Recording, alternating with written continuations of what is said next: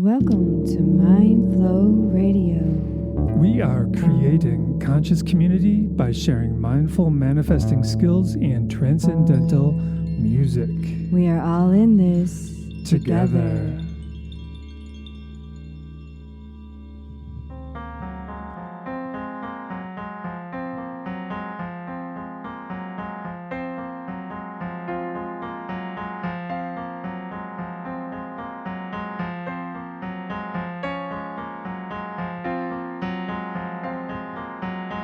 Oh my busy mind, how you do spin in so many directions, holding your many plates, thinking. Oh my busy mind, how do we let go of the past patterns and pave our way into the new world? Free. Inside of rebellion, inside of rebellion, inside of rebellion, inside of rebellion, inside of rebellion, inside of rebellion, inside of rebellion.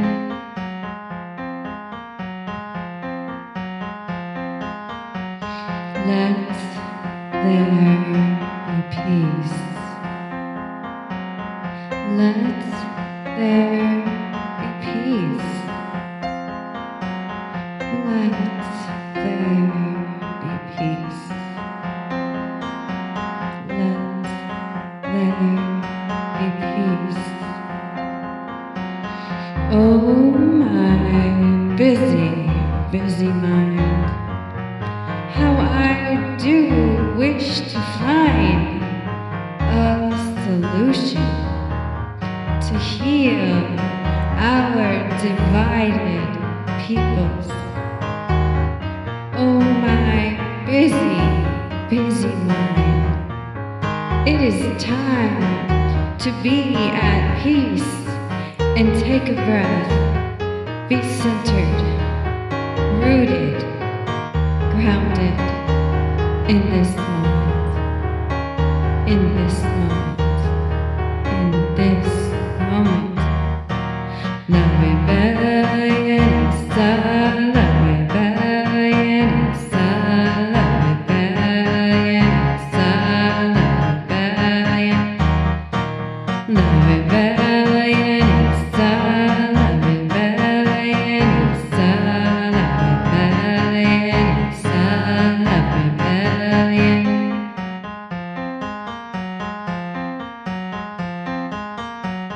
Let there be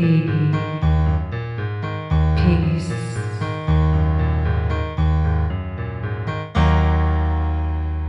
All right, here we are. Here we are. Welcome to the podcast. The eternal presence. She's Jai Lynn. He's Monte. And we're here. And this is Mindflow Radio. Mindflow Radio. What's up, y'all? Hey, that last song I just want to say is one of our latest creations. Yeah. It's in an 11/8 time signature, and I just dig it. Yeah. So it has two names, Love Rebellion and Busy Mind. Ah. I like Love Rebellion better. Really? That'd Because be my you say let's play Busy Mind. I call it Love Rebellion. Oh, okay. But yeah, we're funny like that. We have a couple names for almost every song. Yeah. But yeah, what's that song mean to you? I don't know. It's just kind of a reflection of our collective state of consciousness these days. I think a lot of us are running around and our minds are so busy. Yeah. It's driving us frickin' nuts. Batty. Yeah. We're getting very agitated. There's a lot to be then- agitated about, but yeah, totally. There is. But I mean, the reason it's we're important agitated. to take a pause. Well, yeah, the reason we're agitated is because our minds are too busy. Yeah. And we don't necessarily realize that, and we tend to point our fingers at other people Yeah. and think, if they were just gone, I wouldn't be agitated. Yeah. And I do have to say that we are in this really intense time in our nation and in our universe. And I want to stress that now is a really important time to pause. Yeah. Everything is on pause, so might as well put your mind on pause Yeah. and be present. Yeah. And one technique that I've been using the last couple of days is just a media fast. Just really not looking at the news, just at all, essentially, not the mainstream news at all, and and not giving much time to social media either, just not engaging much. Yeah. Yeah, we've got a Facebook group called Church of the Healthy Mind. Yeah. And so that's where we go for our socializing online or social media. Socializing is on the Church of the Healthy Mind. A site that, or a group that transcends politics. Yeah. Political thought, actually. It's about how we stay healthy and increase our manifesting abilities and what we want to manifest. Yeah. How to be in real faith. Real faith. And that's something that fascinates me, really, is what is real faith and how do we support each other? What's it mean to you? What's faith mean to you? It transcends religion. It transcends names. What is it then? It is this connection, this deep connection with the higher power. The universe, the God, goddess, divine, benevolent. So it's the feeling of being connected to the higher power. Is faith. Yeah, I think that's true. Yeah, I think so too. It's a feeling of connection. Yeah. Because sometimes things just don't look good, and faith can pull us through. And that it's something you can't see, but you can feel it. Or you can conjure it. And well, something like that. We can attempt to find it. We can move in the direction of finding it more and more often. I mean, for me, I can only speak for myself. It's like I can go into faith, but then I fall out of faith. Oh my gosh, me too. In, out, and I just so real. Yeah, but the more I am in faith, the better I feel. Essentially. And when I'm not in faith, I just try and recognize that, I guess, and not try and blame anybody else for it. And just know that I can get there through training. And faith feels very connected to presence. Because when you're in presence and you have faith, it's very almost blissful or at least neutral. Well, when you're in presence, you're naturally in that transcendent state of being beyond words, being beyond the internal dialogue chatter. You're just present.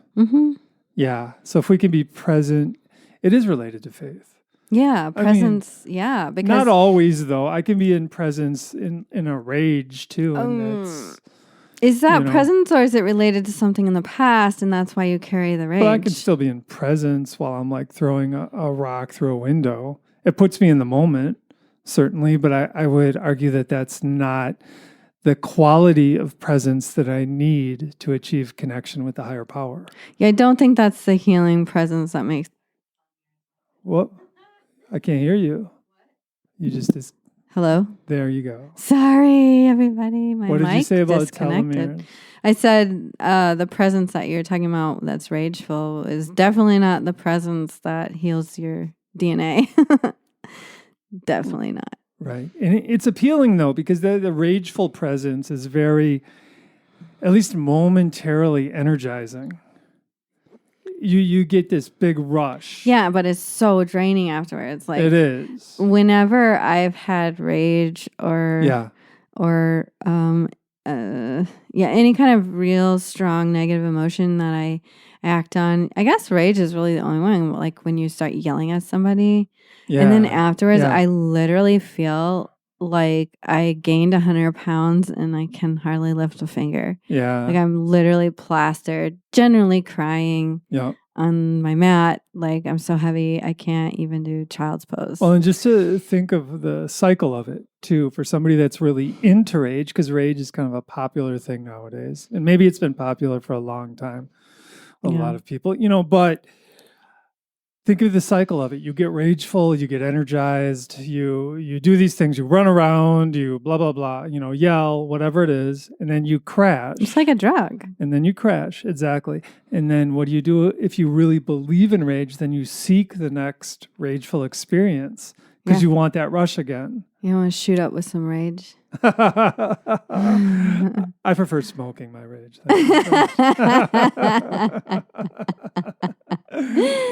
Well, I'm afraid of needles, so there's no way I'm going to be shooting up rage. Oh, man, that was funny. Yeah. So back to faith and presence. I think that there's cause for strengthening our faith at this time. And faith in a way is what do we believe is in the future. So it's not so much let's compare to the past. It's almost like what can we innovate for the future? I believe God's on my side. So therefore, and I almost need to backtrack on that one because I think that too many people have said God's on my side and killed somebody. So that's I don't more like think the that rageful trip. Yeah, so still there's a very fine line. It seems in every angle there's these fine lines where you trip over into. Well, that's an example of just justifying it. Right. People love to justify their rage. And it's then they'll point fingers. If you're not rageful, you're not paying attention.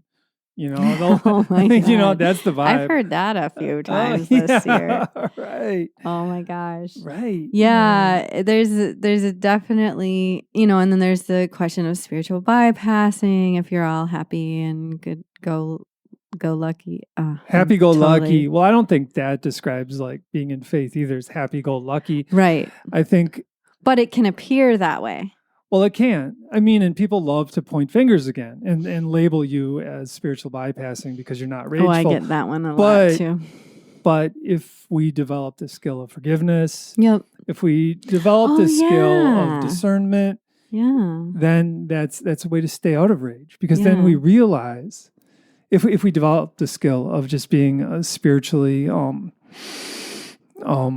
connected, or just spiritually, philosophically connected in the sense that we see the spark of God in everyone. Mm-hmm. And then the spark of creation, the divine soul. Whatever you want to call it. Spark of the higher power in everybody. And then we begin to realize, we are all these flawed humans. Mm-hmm. And then that we're all making tons of mistakes. Yeah. And then it's I can find forgiveness then. Even for somebody I really don't like. And then what that translates into is my mind gets in the forgiveness habit. Bam, I can forgive myself for all these mistakes I've made. And I can learn from my mistakes and not make them again. Mm-hmm. So then bam, self-esteem goes up. Mm-hmm. My story evolves. Mm-hmm. Boom, boom. And I'm in a much stronger, more balanced position. Mm-hmm. Tell me more about this story. The story. Well, it's interesting because we all have self-identities, and our self-identities are kept in place by our stories. Mm-hmm. We each have stories about ourselves. Who How did am I get here? Yeah, what do I represent? Who am I? What's important to me? And personally, I believe it's important that our self-identities remain non-rigid. Mm-hmm. Because if our self-identities are rigid, our stories are rigid. Mm-hmm. And if our stories are rigid, that doesn't give us any room to evolve. Right. We can't change. And we continue to and we'll the story. Yeah, we could stay in the same story that we've been in since we were 15 years old. Or younger, yeah. If we're rigid, Mm-hmm. Mm-hmm.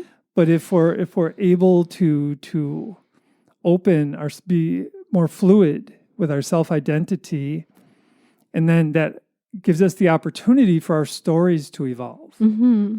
You know, and perhaps one of the stories that could evolve is, oh, I believe in forgiveness now.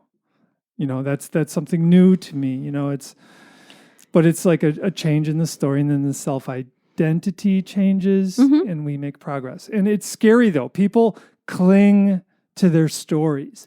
They cling to their and I think one of the reasons we cling to our stories is because, in a sense, they're working for us because we're surviving. Mm-hmm. And we're afraid if our stories change, we're just going to crumble.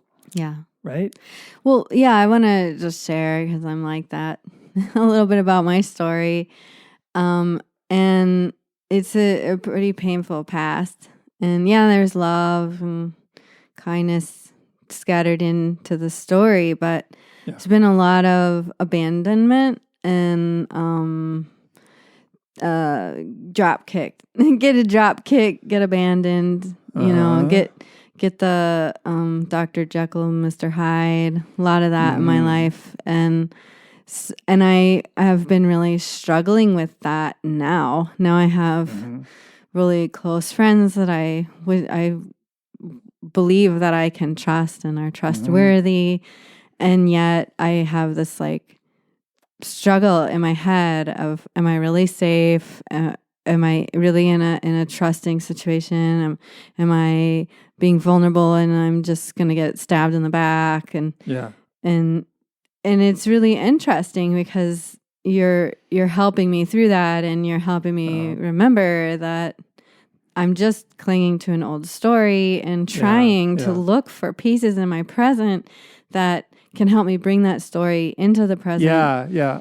And it's just such a trip. It's like, okay, I'm ready to ditch this story, but it's tagging along, and I want to drop kick my story, but I don't exactly like it. I do for a few days, and then it comes back, and right. I'm sure somebody is gonna hurt me at all times. You know, it's such a trip. Well, just my suggestion, just off the top of my head right now, is when this story reemerges, because it will, just noticing it, using your metacognition. Yeah. I'm good at that being part. the witness to, oh, that's my old story. I'm letting it go. What's the new story? You know, just consciously walk yourself through that. Yeah. And then I'm more good at going, oh, here's that old story. I'm so stuck in it. It's got me. Yeah. Oh, I believe it. Yeah. So letting it go is the hard part. And even remembering what the new story is, because I will literally be like, oh, no, I know it's happening again. I just know it's happening again. Well, it sounds to me like the new story might be or could be, I trust those around me. I trust those closest to me. Oh, that's a scary one, but I want it. I want it. I want it so bad. Well, do you trust me? Yes. All right. So that's a huge step. Yeah. You know, and do you trust your friends? Yes. Yeah. All right. We got this. Yeah, right. We're all in this together, and we got a really solid tribe with amazing people. Oh man, I feel so fortunate. Yeah. Way. It's like the first time in my life that I feel like I have a clutch of tribe that like is okay to be vulnerable. Whew. Yeah, and we're all like feeding off each other and progressing together, essentially. And even though we don't agree with every single thing, right? That's fine. That's where I get scared. It's like, oh, we're not agreeing on this one thing. But the thing we do, I'm gonna be hurt. I just know it. But I think the thing that we do agree on is we're going to be kind to each other. And that's like the most important thing. Yeah, that is the most important. I mean, we respect each other. We're going to be kind to each other. Yeah. So one thing I do want to go into, because I've been really thinking about this story piece for a while and working on it, and Monte's thinking about it as far as addictions go. Yeah, addiction recovery. Yep, and he's really working on trying to create some mindfulness addiction recovery materials. Yeah, of course. So that's really cool to watch him going through his creative process. Yeah. And but one thing I wanted to go through that I've been working on is protection. And protection, if you feel like you've got your boundaries in place, when I feel like my boundaries are in place, then I feel more clear walking into the world. I know where my boundary is. I know where it's permeable. I know what I allow into it. A lot of the time, I don't know though. And I'm one of those people, and I think about this a lot, almost every day in meditation. I'm one of those people that it was really rough for so many years that I taught myself to smile through it all. And I actually have these wrinkles around my mouth from pursing my lips into a smile. Like it's such an effort, but it's unconscious. Like I don't think about I'm going to smile right now. It's just plastered on my face. And it's this intense smile that's stuck there. So I'll be in meditation. I'll be like, oh, there it is again. And I'll try to relax around my lips and my cheeks. And I'm like, oh my gosh, why is this so hard? And minutes will go by and I'm just sitting there trying to get my mouth to relax. And for a lot of people, that probably sounds really wacky and they've never experienced anything like that. But for me, it's real and my muscles are tired. It's like been 40 years of this and it's time to feel relaxed and present and not like I have to have a mask on. Yeah. I mean, it was my survival tactic. If I'm smiling, people are not going to question what's going on in my life. I was taught that if anyone were to catch on that anything bad was going on at home, that bad things would happen. So it was about being masked, walking through the world and being a chameleon. And how do you be a chameleon? You smile. Yeah. Or that's how I deduced it. So it sounds to me like you want to smile, but only when you're feeling it in your heart. Right. I want to know what a relaxed face feels like. Yeah. And I think laughing's good and I think smiling's good, but I think it's kind of like the agitated mind, kind of like what you're saying. I know I got off my protection topic, but the idea is that you don't spin your mind all the time. You take pauses, and same with smiling. It's like there's no reason to smile 24/7. You can relax a little bit here and there. I would really like to be able to have a relaxed face sometimes. And to just feel present in myself. Back to the protection. Okay, so we have to... Could I just say that you do have a relaxed face some of the time? Thank you. Just saying. Yeah, I need to recognize that more because then I would probably get better faster. But on the protection thing, so where I was going with that is I used to have zero boundaries. And I would trust people until they hurt me, and then I would disappear out of their life, and they would disappear out of mine because I'd cut them out. And so now I'm trying to create real relationships and proper boundaries where if somebody were to hurt me, that I wouldn't necessarily cut them out of my life immediately. I would turn and face the music and say, hey, what's up? So it's a very interesting to go, okay, how do I have healthy boundaries when I've never had them? And when my only boundary was to turn and leave. So boundaries are not just having too many boundaries. You can have too little boundaries. So this is the time of year in Scorpio when we can all question, like, where are my boundaries? Are they in a good spot? Do I need to open up more? Do I need to close down more? Where am I at? Can I honestly observe where I'm at and have proper boundaries? Can I create a protective space where I trust the world? And that brings in the faith factor and all of this other stuff. But I wanted to talk about a mantra that I learned a while back, and it's the Mangala Charan. My second teacher training was Kundalini yoga teacher training, and I loved it because it taught me boundaries. It taught me ethics. It taught me really deeply where my first teacher training, I don't know if I was sleeping at the time, just sleeping mentally when we learned about ethics, but it didn't go in my brain. And so my second teacher training was very much about proper being a teacher, walking around as a teacher and knowing that you're a teacher. And do you have anything to say about that? I don't know. I mean, I just think it's important that we walk the walk. Yes, exactly. If we're trying to teach mindfulness and we're trying to teach balance, mm-hmm. we need to do our utmost to be there ourselves. Mm-hmm. Absolutely. And I know both of us do. Yeah. You know, we train a lot. That's where it comes into training comes into the picture. Yeah, absolutely. Effort. Yep. And it's like the number one thing that we do.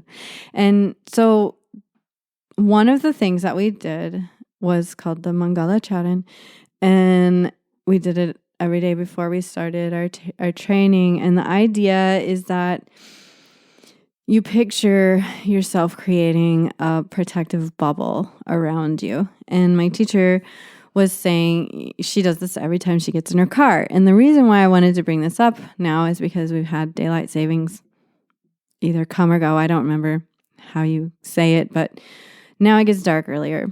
And I generally get really pissed off about this because I feel like more people hit deer on the way home from work and yada, yada, yada.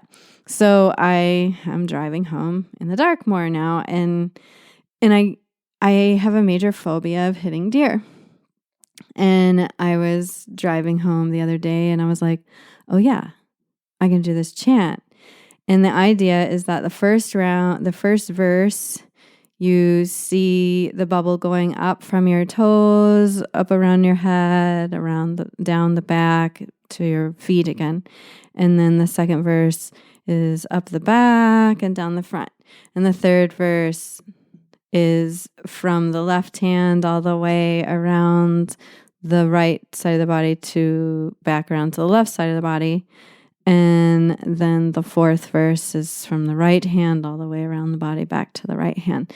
And I will do this when I'm in a plane, on a bus, in a car, you name it. If I'm traveling, this is something that I do right away. And I've been doing this all the way home when I drive home at night. Like yesterday you did. Yeah. Yeah. And I just felt like it was a good one to share with you. So, but before we do, I wanted to make sure that you had a chance to say everything you wanted to say. Well, we're talking about like feeling protected. Mm-hmm. I guess the technique I use is I just try and get in touch with, I pray to my angels essentially every morning. Mm-hmm. I do the Tai Chi form outside and then I face the rising sun. And I, I'm grateful to the universe. And then I kind of glance over one shoulder and I try and visualize like an 8-foot angel. Oh, cool. Behind me. Yep. And I say, peace be with you. And then I look over my other shoulder, peace be with you, to that 8-foot angel. And they're badass creatures that help me. And I also pray for my loved ones, angels as well, every morning. Mm. So for me, for myself, this really gives me the feeling of protection. A lot of mornings I'm walking back into the house because I do it outside. I walk back into the house and I feel the presence of these beings. That's so cool. With me, yeah. And I want to get more and more in touch with these beings because I know these beings are like key to my success and to all of our success. You know, all of us, I believe, have these spiritual beings with us, and I believe we empower our angels through presence, through balance, through forgiveness, all this stuff. I believe if our minds are super agitated, it just weakens us, and then our angels have to protect us against all these negative forces, whatever they are. I don't know what they are. Negative collective consciousness. I don't know what. But I think our angels have to do battle with these and keep them off us as best as possible. But if I can be balanced myself without them, then my angels are empowered. Then it's easier, and maybe one of them can take off and make connections for me or something of that. So the way we empower our angels, I believe, is through awareness of them, through appreciation of them, through being connected with them, and then primarily through finding that stillness within every day, That's finding so cool. that balance within. And that helps me feel much more protected. That's so cool. I never realized that you imagine them to be 8 foot tall. Yeah, I know. Yeah. I just imagine that you were seeing like these little angels on your shoulders. No, these guys are like, you're talking like bigger than pro football players. That's so cool. And they're tough. Are mine tough or are they more like no, femme? They maybe, I don't know. You can't see them? No, yeah, right. Okay. I know they're tough no matter what. Okay. They're no like doubt. ninja warrior angels. I mean, they've been trained. Is everybody's? Yeah. Okay. I think, but the idea is if we can give our angels energy, or we can take the energy away. Mm-hmm. And if I go around making a bunch of bad karma for myself, I believe that weakens my angels. Mm-hmm. Which is, it's kind of like the telomere. Mm-hmm. Totally sucking the juice out. Yeah, and it kind of disempowers them. And I want my angels to be as powerful as possible. That's so cool. Because I think they can do a lot of amazing things. And they do a lot of amazing things, I believe. Mm-hmm. Yeah. That's beautiful. Thanks for sharing. Yeah. All right, y'all. So we're going to share this mantra with you. And if you want to look more into it, again, you can go to Spirit Voyage and look in their Mantrapedia. You can also look on YouTube and look up Aad Guray Nameh. And that's AAD GURAY NAMEH. Aad Guray Nameh. And so, again, you see the circle like a bubble. You're creating this bubble starting at your feet, up the head, down the back, first verse, second verse, up the back, down the front, third verse from the left to the right, back to the left, around your body, and then fourth verse from the right all the way around your body. And you know what? You can start with the right or you can start with the left. You can start from the back. It doesn't matter. You are focusing on a bubble. That's the short of it. You're doing the horizontal, you're doing the vertical, and you're checking it out. You're saying, hey, all right, I'm safe, I'm protected, I'm here now. And this is a great mantra to confirm that for yourself. As is checking in with your angels. That's really beautiful. So have a great week and enjoy the pause in the universe, the pause in awareness. And we got this. We're creating a better world. Yeah. Peace, y'all. Aad Guray Nameh, Aad Guray Nameh, Aad Guray Nameh, Sri Guru Dev Nameh, Aad Guray Nameh, Aad Guray Nameh, Aad Guray Nameh, Sri Guru Dev Nameh, Aad Guray Nameh, Aad Guray Nameh, Aad Guray Nameh, Sri Guru Dev Nameh, Aad Guray Nameh, Aad Guray Nameh, Aad Guray Nameh, Sri Guru Dev Nameh, Aad Guray Nameh, Aad Guray Nameh, Aad Guray Nameh, Sri Guru Dev Nameh, Aad Guray Nameh, Aad Guray Nameh, Aad Guray Nameh, Sri Guru Dev Nameh, Aad Guray Nameh, Aad Guray Nameh, Aad Guray Nameh, Sri Guru Dev Nameh, Aad Guray Nameh, Aad Guray Nameh, Aad Guray Nameh, Sri Guru Dev Nameh, Aad Guray Nameh, Aad Guray Nameh, Aad Guray Nameh, Sri Guru Dev Nameh,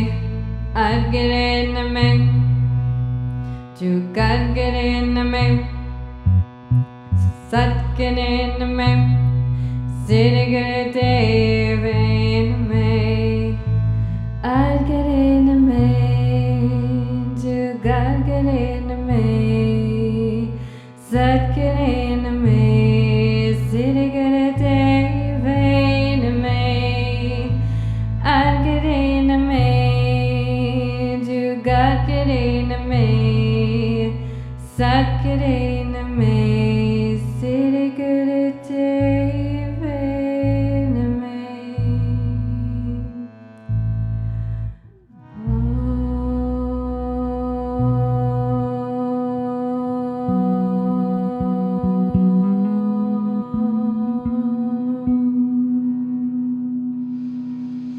May our lives be filled with ease and grace.